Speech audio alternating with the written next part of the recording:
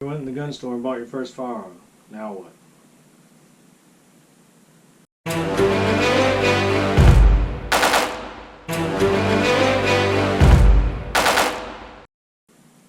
With all the craziness going on, you may have went out and bought your first firearm to try and help protect yourself or your family.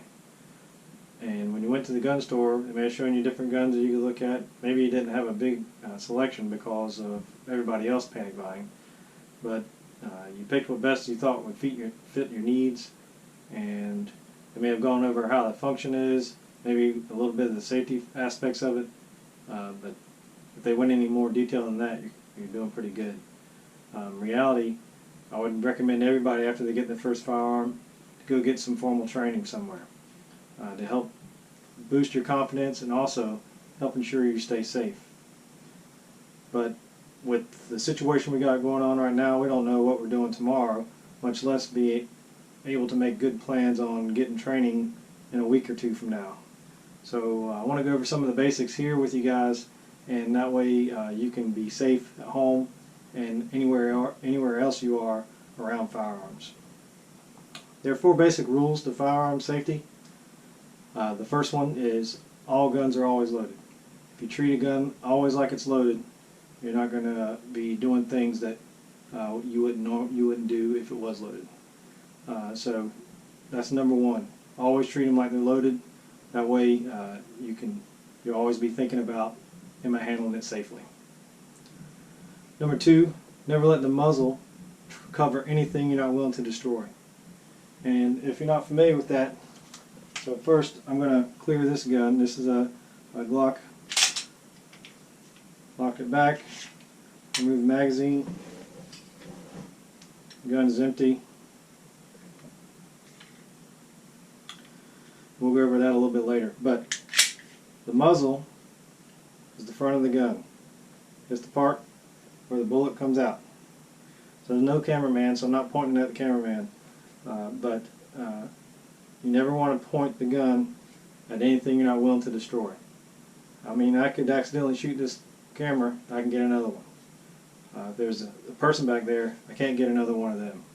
So always use good muzzle control, keep it in a safe direction. Number 3, keep your finger off the trigger until ready to shoot, until your sights are on the target. So a good place to keep your fingers resting on the side of the firearm. That will keep it off the trigger. That gun's not going to fire until you put your finger on the trigger. So making sure you're on target, your sights are on target, then once you're on target you put your finger on the trigger, then you're ready to fire. Okay? 4th rule, always be sure of your target. So what's that mean? That means I know what I'm planning to shoot at, and I've identified that downrange, and I've got my sights on it. So know what your target is. You also need to know what's beyond the target. If you're shooting for the first time, a lot of times people take paper targets and go out and shoot them. If you're in a shooting range, enclosed shooting range or outdoor range, they should have an appropriate barrier back there, appropriate berm to stop the bullets from traveling further on downrange. But that paper target's not stopping it. So, and you're responsible for where that bullet goes until it stops. So make sure you know what your target is, make sure you know what's beyond the target. That's your 4 main safety rules. Remember, all guns are always loaded. Never point the muzzle at anything you're not willing to destroy. Again, that's the end of the gun, the barrel. Keep your finger off the trigger until ready to shoot, shoot, which means you're on target. And number 4, be sure of your target and what's beyond it. Okay, next I'm going to go over just some of the basic ways to handle your firearm safely, and that ways to break it down so you can clean it. This is going to be specific to a Glock because this is what I'm modeling in. A lot of people have purchased these recently. They're kind of the most common, one of the most common firearms out there. But if you have another firearm that you want me to cover, just leave it down in comments, and I'll pull up one of those firearms and I'll go through the same basic thing that I'm going through with this Glock. But you should get a case with your firearm. This is a good substantial case that they come with. However, it is not child-proof.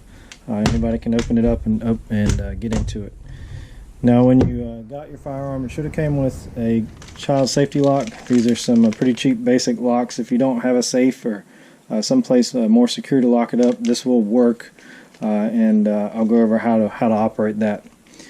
But when you get your gun, it's going to be in a case like this. You'll just want to again handle it like I talked about earlier, keeping your finger off the trigger, pointing in a safe direction. But you always want to verify your gun is empty and verify it's clear. So one way to do that, you remove your magazine. The magazine has no rounds in it. And for a Glock, this piece right here is called the slide lock.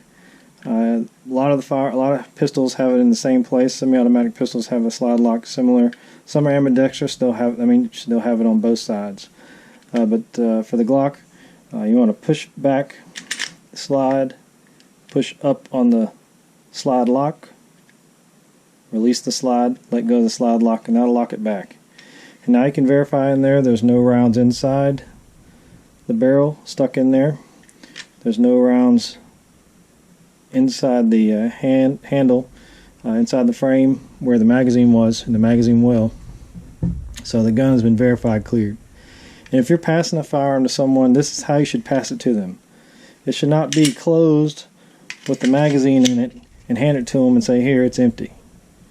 They need to verify that themselves, and the easiest way for them to verify it is for you to put it in the condition it needs to be in for them to verify it. If they want to manipulate it afterwards, then let them do it after they've already taken control of it.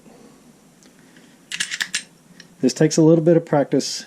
It's more technique than anything else to lock it back. And if you do have an empty magazine, you can pull back and it'll lock as long as that empty magazine's in there by itself. You pull the magazine out. Okay, so for a Glock, eventually if you're going to start shooting it, you're going to have to clean it.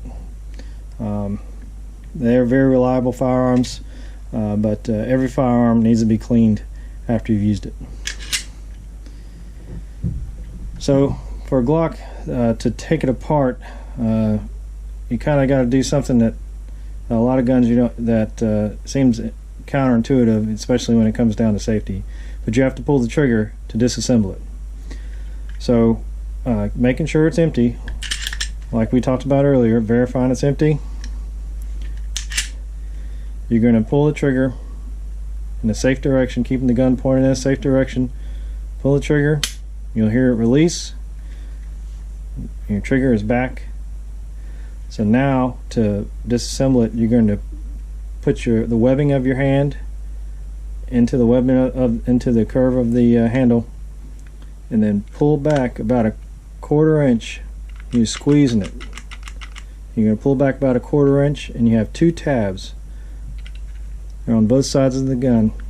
You pull down, release, and push the slide off the gun. So now you have your frame with your trigger mechanism, you have your slide, you have your recoil spring. I'm going to make sure I'm in the frame here. You have your barrel, your slide. Now your striker is in your slide, and there's a striker spring in there, and there's another safety built into there, but we're not going to take those apart. For what you need to do for cleaning, you should not have to remove those. If you buy a brand new Glock, you'll notice it has this copper coated metal inside. That is their lubricant that they use. It's a copper lubricant grease. When you first clean it, that'll likely come out, but if you do want to try and use that same lubricant, you can buy it. It's just a copper lubricant. So once you've cleaned it, you're going to go through, scrub it with the brush. There are plenty of cleaning videos out there. That's going to be the same for every firearm. You run solvent, clean the barrel, swab it out with a clean patch, and when you're done, you're going to put it back together. So for a Glock, to put it back together, you reinstall your barrel and your recoil spring. So you have a black on these on the newer guns. the Gen 4s, Gen 5s, you have this kind of a compound spring. The black part goes up front, and the metal tab slides into the barrel right there. And to reinstall it, you just slide back onto the frame, and it's put together. That's all there is to it. And there's lots of videos out there on Glocks and how they operate, and I mean they go a lot more detail than what I just did. But if that's your first time you've ever handled one, that should help you out a little bit. The Glocks do come with a little cleaning rod and a brush. You put the patch through here and run it through the barrel. Then you put the brush on, scrub out the barrel, run another patch through it, and use your favorite cleaning solvent. I use break-free CLP. Some people like Hoppy's 9. There's a bunch of different ones. The one last thing I wanted to talk about, I did say I'd show you how to use these child protection locks. They're not my favorite, but they legally meet the rules. So it's just a simple lock. You pull it out. You lock the gun back in the condition that I originally showed you for showing it safe and being able to pass it to someone. You lock it back. You put the cable through, lock it, and now it's locked. And that's likely the type of lock that will come with your firearm when you buy one new. Long guns won't typically come with them. Some do, some don't, but every handgun has to come with one. And then the other main thing, all your important papers with the book. Read through everything that they give you. They built the gun. They know all about it. They're going to give you the best instructions on how to operate it and how to care for it. Read the instructions that come with your firearm, and you can't go wrong there.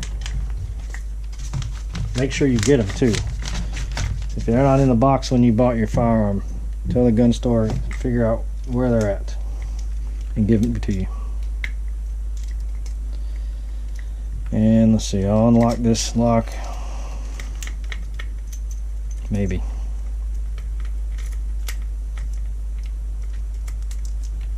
There we go.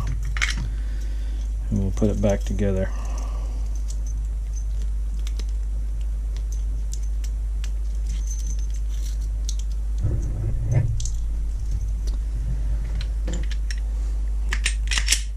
All right.